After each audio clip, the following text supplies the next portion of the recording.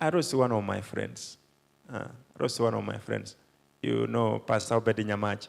Pastor Obed Nyang'ate was alikuwa pastor wa Nairobi Central. He died last year. And therefore, the brother collapsed hapo Keroka. He died hizo wiki kama 3 ambazo zimepita. The burial was on Sunday. Hii Sunday ambayo imepita. That was the day of burial. Pastor Obed Nyang'ate alikuwa na kijana moja. So akatangulia na watoto. Bibi akasema there were some things alikuwa na in order. And therefore akapaki nyuma kidogo. She started the journey last Saturday. Last Saturday ambayo ya nyuma hapa. Akapanda Noah.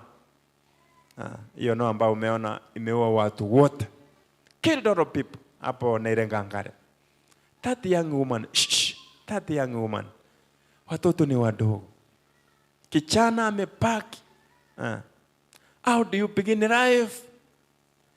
Life can give you disappointments. Life can disappoint you. Sometimes life can be a mara. Very bad.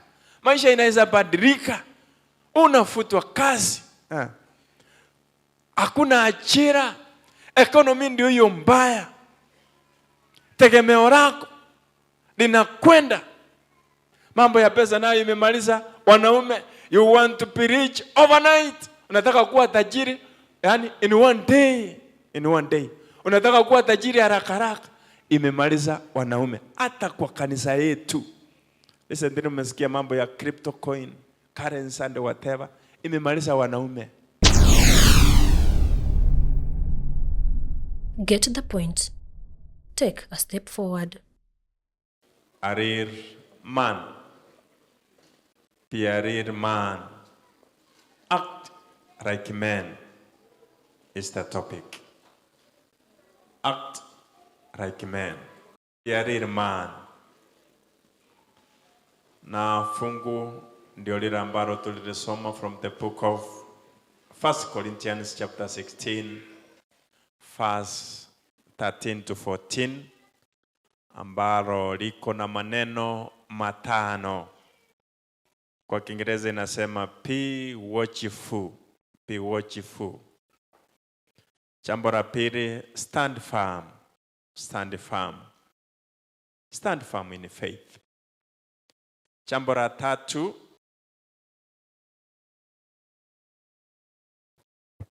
and that's where my interest is, act like men. Kwa Kiswahili nilisikia waliweka mzuri sana. Fanyeni kiume. Fanyeni kiume. Act like men.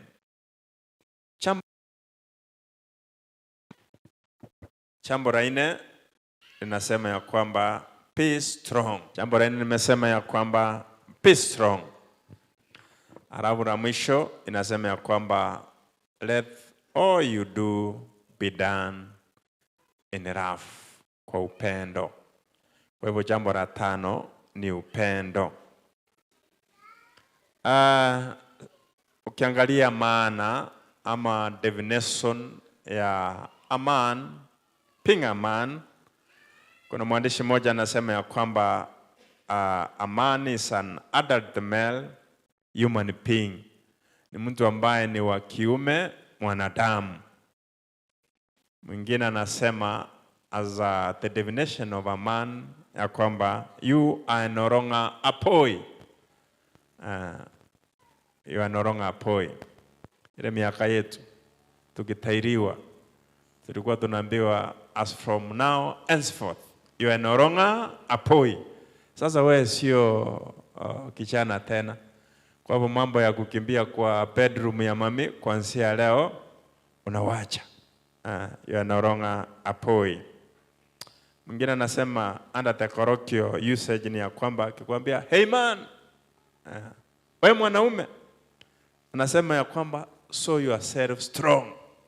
Jionyeshe kwamba wewe ni mwanaume. And the convictions ya kwamba kuna wale wanasema being a man is about the power, but that's some misconception.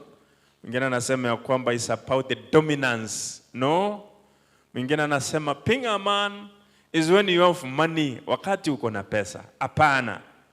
Mwingine anasema being a man is control. Being a man is appearance. Hapana, yoyote hapana. Appearance. Appear like a man. Social status. The Bible gives us a balanced definition of a man, and it is summarized katika haya mambo mane ambayo tunayangalia siku ya leo. Paul, when he's writing ya kwamba act like a man, act like men, is addressing ya kwamba anaongelea kwa kanisa ya Corinth. Kanisa ya Korinto. Hiyo ndio alikuwa anaongelea. Na kulikuwa na shida pale katika kanisa ya Korinto. Shida ni nyingi, lakini wacha we mention some few. Number one, katika kanisa ya Corinth there was divisions. Kulikuwa na wale ambao wanasema mimi ni wa Apollo. Wacha tusome Biblia. Sijui kama msomaji mzuri. Sasa wacha tukimbie kwa Biblia.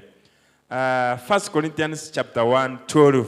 Kuna wale ambao walikuwa wanasema ya kwamba mimi ni wa Paul, mwingine anasema mimi ni wa Apollos, mwingine anasema mimi ni wa Cephas. 1 Corinthians chapter 1 verse 12. The Bible says, Biblia inasema, piti Kiswahili, piti Kiingereza? Yes. Biblia inasema, basi maana yangu ni hii. Kwa kwamba kila mtu na wa kwenu kusema mimi ni wa Paulo na and mimi... therefore there were divisions. Yani kulikuwa na migawano katika kanisa la Korinto. Kuna wale ambao walikuwa nasema mimi ni wa Apollo, mwingine anasema mimi ni wa Paul, mwingine anasema mimi ni wa Cephas. If he was speaking to Liruta Satellite today, mimi sielewi ile kanisa. Kuna uwezekano ya kwamba kuna migawano katika kanisa. Ndio sababu anawaambia act like men. Don't behave like boys. Act like men. Kwa hivyo, ukisoma verse 13, anawauliza swali, is Christ divided? Aya, verse 13, hiyo. Je, Kristo amegawanyika? Je, Kristo amegawanyika? Je, Paulo alisulubishwa kwa ajili yenu? And therefore the church at Corinth was fractured. There was no unity. There was no unity. Number 2, shida nyingine ambayo ilikuwa katika kanisa la Corinth, when you read, ukisoma Corinthians hiyo 1 Corinthians chapter 5 verse 1, kulikuwa na shida ya sexual immorality. To an extent, ukisoma verse 2, ya kwamba kulikuwa na watu, imagine a man having his father's wife, ya kwamba yani the immorality was too high to an extent ya kwamba ilifikia kiwango wanaume wa kanisa ya Corinth they didn't care. Aya, soma.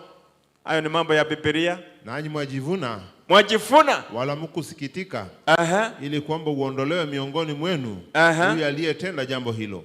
1 Corinthians chapter 5 verse 1, ansia verse 1. Yakini habari imeenea ya kuwa, kwenu kuna zinaa. Na zinaa ya namna isiyokuwako hata katika mataifa. Yani ni zinaa ambayo haikui katika mataifa. The type of immorality that was in the Corinth church, yani ilisidi ile ambayo ilikuwa nje ya kanisa. Kwamba mtu awe na mke wa babaye. Yani to an extent, mtu mwanaume. Hello? Naam. Mada ya siku ya leo inasema nini? A real man. There were no men in the church of Corinth. They were too immoral to an extent ya kwamba wanaenda na bibi za mapapa sao. Aya, ukiingia verse 2, and walikuwa wanajifunia. They were proud of it. Yani mtu anakaa na your father's wife and you are proud of it. Verse 2. Nanyi mwajivuna wala hamkusikitika ili kwamba ondolewe miongoni mwenu huyu aliyetenda jambo hilo. Yani, alafu wale watu ambao walikuwa wanafanya mambo kama hayo hawatolewi kanisani. And now Paul is writing and anawaambia be real men. Shida nyingine ambayo ilikuwa pale ni ya lawsuits. Ya kwamba watu walikuwa wanapelekana kotini. Hiyo ni hiyo chapter 6 verse 1. 1 Corinthians chapter 6 verse 1. Ya kwamba Christians were taking each other into secular courts. Walikuwa wanapelekana katika cases. Hiyo ni chapter 6 verse 1. The Bible says, je, mtu wa kwenu akiwa na daawa juu ya mwenzake athubutu kushtaki mbele ya wasio haki? Walikuwa wanastakiana mbele ya wasio haki. Wala sio mbele ya watakatifu? Au hamjui ya kwamba watakatifu watahukumu ulimwengu? And there was the problem of watu wanapelekana kotini. Jambo la aina ambayo shida ilikuwa pale, there was disorder in worship. 1 Corinthians chapter 14 verse 26 inasema ya kwamba there was disorder. Pastor Murime, I'm very happy. This church is orderly. Hata msemi amina. Hello. This church is orderly. Aya soma hiyo. Chapter 14 verse 26. Basi ndugu, imekuwaje? Imekuwaje mkutanapo pamoja, kila mtu ana zaburi na ana fundisho ama ufunuo ama lugha na tafsiri? It was chaotic. Yani wakikutana kama kanisa hii, mwingine ameanza, yani wengine walikuwa wanaongea in tongues. There was total disorder. Alafu ukifika verse 33 hiyo anauliza, God is not a God of disorder, but of order and peace. Verse 33. Kwa maana Mungu sio Mungu wa machafuko, bali wa amani. Vile vile kama ilivyo katika makanisa yote ya watakatifu. God is a God of order. Kulikuwa na shida zingine, hatutataja sote. There was an abuse of the Lord's Supper. Mesa takatifu ya Bwana. There was an abuse. Watu walikuwa wanakunywa, wanatafuta ile kubwa kabisa, unataka kurarua kama ranch. Mkada anatafuta ile kubwa, unataka kuship. The Lord's Supper was chaotic. There was confusion about the marriage and the singleness. Hiyo ni shida nyingine ambayo ilikuwa pale. There was a denial of the resurrection. Mambo ya Lord's Supper unayapata in the book of 1 Corinthians chapter 11 verse 21 to 22. Kwa wale ambao wananakiri. Confusion about the marriage and the singleness. 1 Corinthians chapter 7 verse 1 na kuteremuka. Confusion. Kulikuwa na mambo ya denial of resurrection. 1 Corinthians chapter 15 verse 12. There was pride. Watu walikuwa na majivuno. Hiyo ni 1 Corinthians chapter 3 verse 1 to 3. There was total spiritual immaturity. Sasa watu walikuwa na utoto mwingi. And now Paul comes in and gives an appeal. And what is the appeal? Ni ya kwamba act like. Hello, act like. Fanyeni fanyeni nini? Kiume. Na akiwaambia ya kwamba fanyeni kiume, anaanza na jambo la kwanza. Anawaambia ya kwamba be watchful. Be watchful. Unajua Paul akiongea kwamba sio ya kwamba ni gender superiority. Ni mambo ya spiritual maturity, responsible people, godly character. Mkuwe na heshima. Act like men. And therefore verse 13 anawaambia ya kwamba be watchful. Being watchful inamaanisha ya kwamba you are being spiritually alert. You are spiritually alert. Like a watchman. You are alert. Nimesaliwa pale upande ya Kisii, karibu na mpaka ya Wamasai na wa Kipisiks. When we were growing, my sisters is here. We were born in one of those poor homes, familia maskini. tulikuwa wanaume watatu. I was the last born. Sasa tulikuwa tunawekewa ile egesero sijui ile ngozi ya ngozi ya ng'ombe. Hiyo ndio ilikuwa pasa mlimi, hiyo ndio ilikuwa kitanda yetu. Alafu natandikiwa hapo yani sitting room, hiyo ndio bedroom. Upande ya chini ni jikoni. Kuna upande ngine ya kondoo na nini, lakini ng'ombe iko nje. Mimi nilikuwa saa zingine nawekwa katikati. Unajua kuna maisha mengine ambayo watoto wetu hawajapitia, this digital hawajapitia hiyo maisha. Unarara na nguo pasa mlimi. I remember kuna ile vitu unaambia kwamba the day I will never forget. Kuna wakati ambao ninuliwa moyeki akacha. Tulikuwa tunaita akacha ile viatu ya plastic hiyo. Unarara na hiyo viatu bwana. You are happy to an extent ya kwamba unarara na hiyo viatu. Na unajua ukirara na nguo ile susu sasa kale kachoto kazupui. But the point I'm trying to remember ni ya kwamba our father was like a watchman. He was like a watchman. Nasikia kipita kwenda kuangalia kama ng'ombe imekwenda. Is watchful. This is what Paul is picking about ya kwamba be men, and men are supposed to be watchful, spiritually watchful. Unakaa kangare. And the first point anawaambia ya kwamba be watchful. Watchful maana yake ni ya kwamba you are spiritually alert. A man is watchful. Watchful over what? Ukisoma in the book of Acts 20 verse 28 inasema ya kwamba keep watch over yourself. Soma kwa haraka msomaji. Kifungo ni Matendo ya Mitume 20:28. Inasema keep watch over yourself. Jitunzeni nafsi zenu. Chungeni nafsi zenu. Na lile kundi lote nalo. Na kundi lote ambalo umepewa. Be watchful.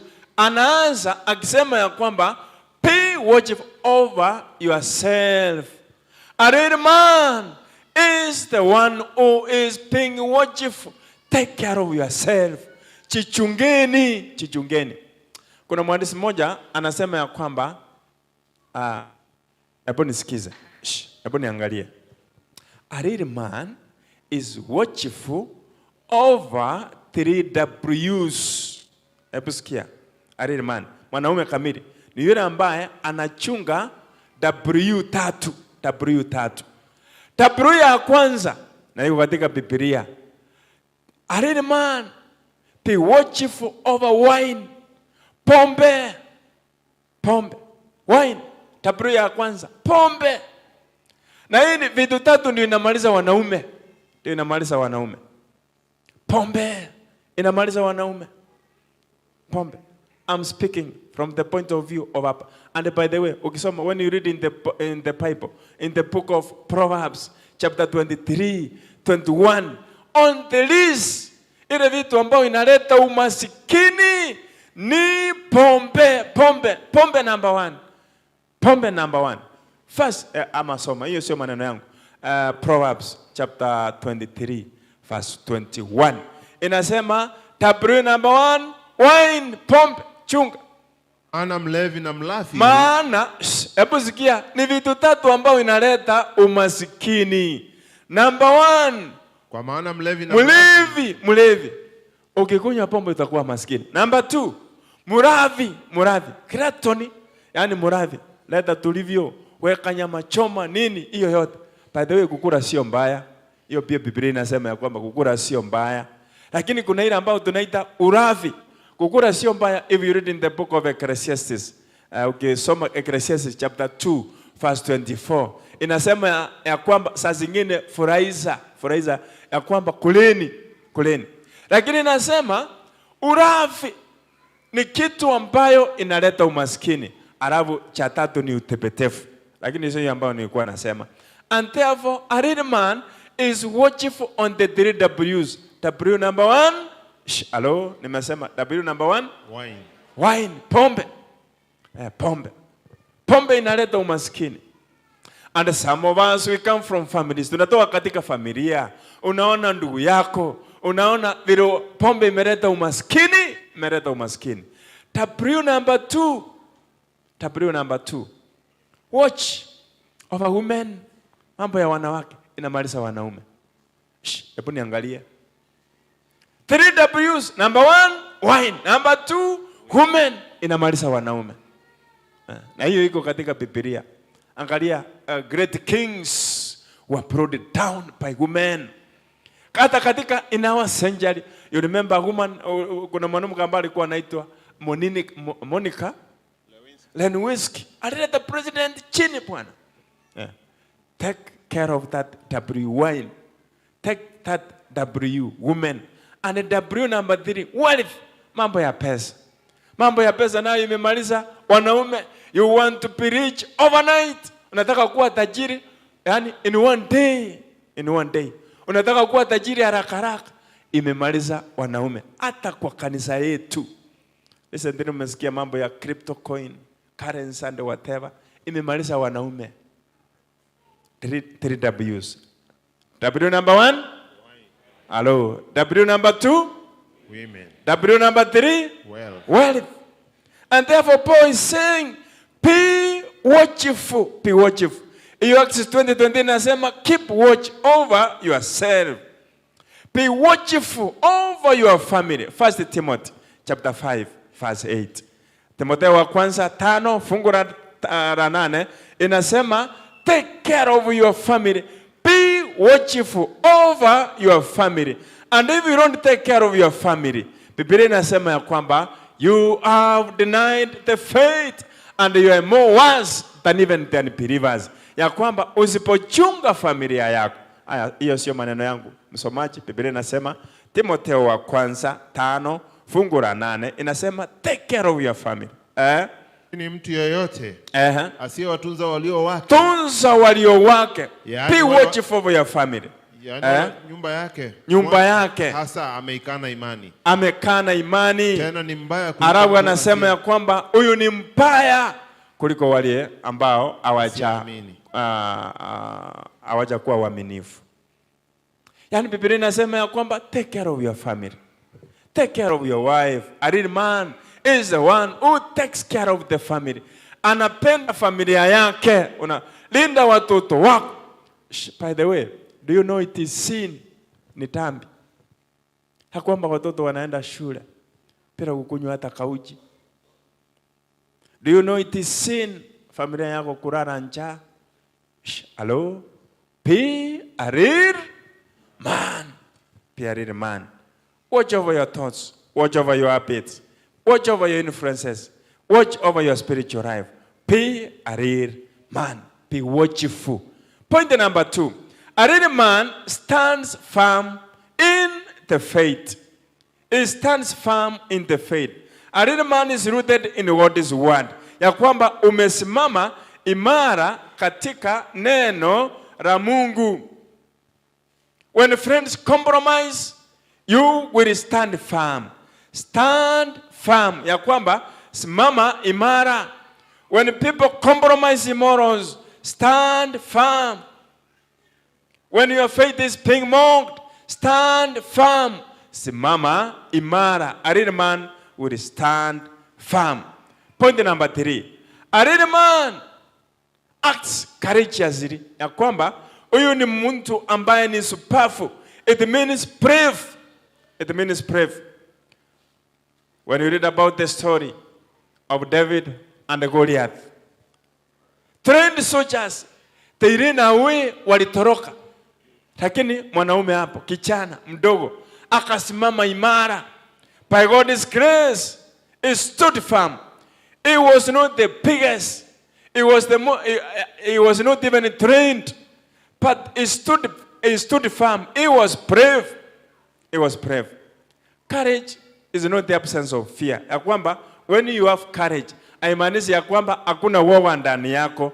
It is doing what is right despite fear. Ya kwamba ni kufanya jambo ambalo this is what I am supposed to do. Despite ya kwamba kuna uoga. Young men, vijana ambao mko hapa ndani, be courageous. Be brave.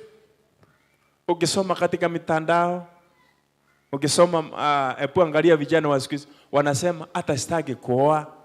Do you know even marrying is taking a risk? To get married is taking a risk. Ebu sikia vile mwanaume mmoja anasema, if you risk nothing, you will do nothing. You will achieve nothing. You are nothing. Wacha nirudie. If you risk nothing, even nikusemaje pastor, if you risk nothing, usipochukua hatua kufanya kitu, you will do nothing. You will do nothing. You will achieve nothing. You are nothing. Even to get married is taking a risk. It's taking a risk. Be brave. Be courageous. It takes courage to say no, even to sin. Arranged man, it takes courage to apologize even to your wife. Mami, hapa nimeukosea. Nisamee. That's a real man. It takes courage to admit mistakes. Ya kwamba hapa kweli nimekosa. It takes courage. It takes courage to live different from the crowd. But the many men, they are spiritually strong, but morally weak. God is looking for a man. Ya kwamba Mungu anatafuta mwanaume who will be spiritually courageous. A real man acts courageously.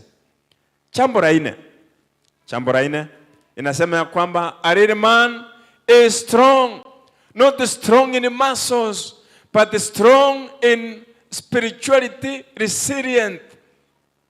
Sio kwa mambo ya nguvu. When you read about hii mambo ya ions, mambo ya ions hizi chuma sikiwekwa ndani ya moto ndio zinakuwa ngumu zaidi. And therefore approximate what they do ni ya kwamba ni wanaweka katika ile moto kubwa, alafu chuma na gonga ndio inakuwa ngumu zaidi. And therefore in life there will be challenges, and the challenges build men. Ukipata maisha ambao ni rahisi, it will never build you. Challenges will build men. Ukikutana na challenge, hiyo ndio inakufanya uwe a real man. And therefore stay strong in trials. Stay strong in disappointments. You can be disappointed as a man. Sometimes you can be disappointed. In Nairobi. You can be disappointed. You know, you can stand in your faith. Alafu unafutwa kazi. Disappointments. Watu wamefutwa kazi. Hiyo ndio ilikuwa kila kitu yako. You have to pay rent. Lazima ukule, familia yako ikule. Watoto waende shule na kazi imekwisha. You can be disappointed. You can lose your wife. You can lose your wife. You can lose your child. Mtoto wako anaweza kufa. You can be disappointed. And I have seen young men being disappointed.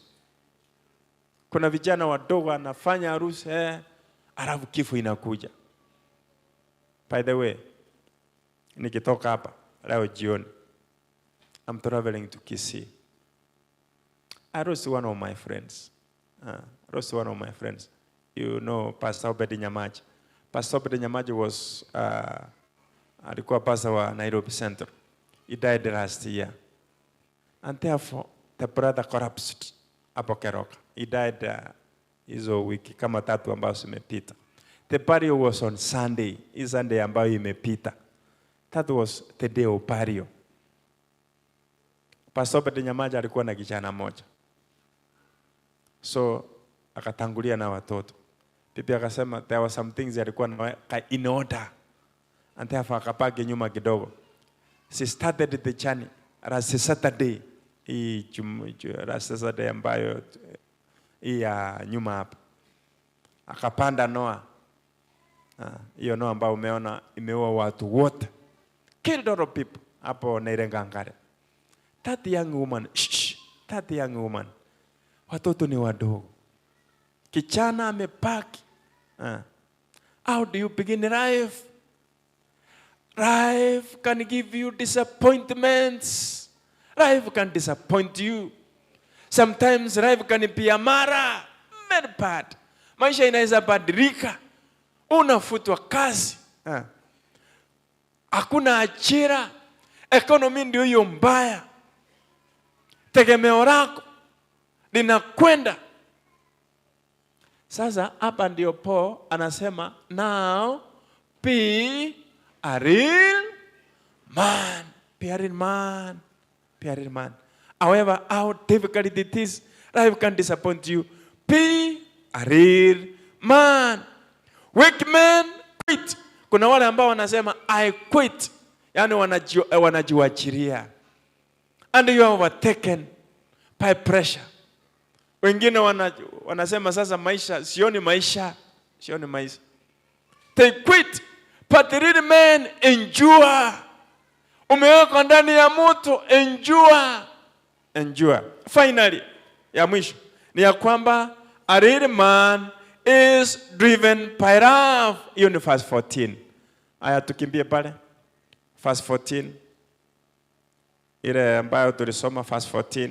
Mambo yenu yote na yatendeke katika upendo. Let all that you do be done in love. Sasa anakamilisha akiweka upendo ndani yake ya kwamba love is the balance. Strength without the love, it becomes ashness. Courage without the love, it becomes pride. Inakuwa ni maringo. Lakini anasema ya kwamba a real man is the one who loves. And when you read the Holy Bible, you can summarize the Holy Bible in one word. And the word is love. John 3:16. For God so loved the world that he gave his only begotten Son, that whosoever believes in him atapotea, atapata nini? Uzima wa milele. And therefore you can summarize this. A real man is the one who loves. Penda familia yako. If you have a family, penda familia yako. A real man is the one who loves. A real man is the one who loves God. Mwanaume kamili ni yule ambaye anapenda Mungu. Naomba wanaume, naomba muendelee kutembea hapa mbele. Penda huyu Mungu. Penda Mungu. Imbia Mungu. Penda familia yako. Sometimes watu wanaona kwamba even going hata kwenda nyumbani mapema, that's not cowardice. That is a great man. Love your church. Penda ili kanisa lako. Halo? Nimesema mkuje wimbo ya kumaliza. Wanaume. Penda ili kanisa lako. Liruta satellite. Wacha ibendera ipepee juu ya kwamba we will be proud of you, ya kwamba hii kanisa iko na wanaume. Iko na wasee. Na Waswahili wanasema ya kwamba panapo wasee aparibiki chambo. Pia man, a great man, a real man is the one who loves. Ni yule anapenda. The greatest man on earth is the one who loves. Ni yule ambaye anapenda. And he will make a mark if you love. Naomba tuweke wimbo ya kumaliza. Mungu anasema ya kwamba is looking for a man. Anatafuta mwanaume. A perfect man. When he calls David a man after my own heart, it really means it. Ya kwamba huyu ni mwanaume ambaye napenda. Be a real man. Sauti yake Bwana yaita kila siku. Tubuni dhambi, siku zinapita. Usichechelewa siku ya hukumu. Bwana Yesu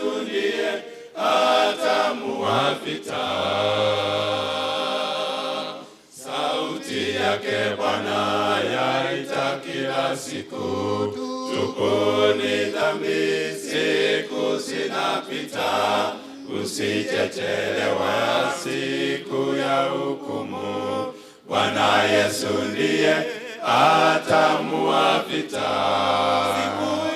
Siku hiyo kubwa itakapofika, hakuna kabisa mwenye kuishi mwingine ule wa upendo wanaza. Bwana Yesu ndiye atamua vita. Siku hiyo kubwa itakapofika, hakuna kabisa mwenye kuishi mwingine ule wa upendo wanasa. Bwana Yesu ndiye atamua vita.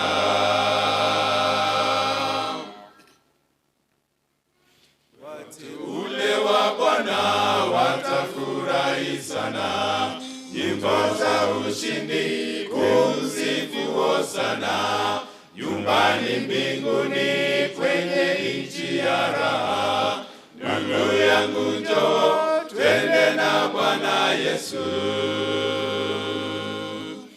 Wateule wa Bwana watafurahi sana, nyimbo za ushindi kumsifu Hosana, nyumbani mbinguni kwenye nchi ya raha.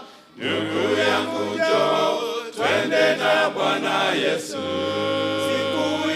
Siku hiyo kubwa itakapofika, hakuna kabisa mwenye kuishi mwingine ule wa upendo wanasa.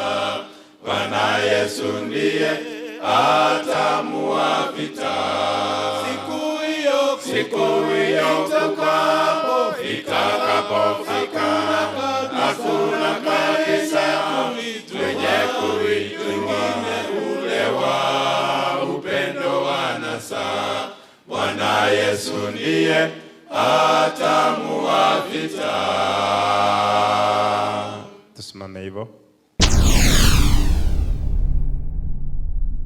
Get the point. Take a step forward.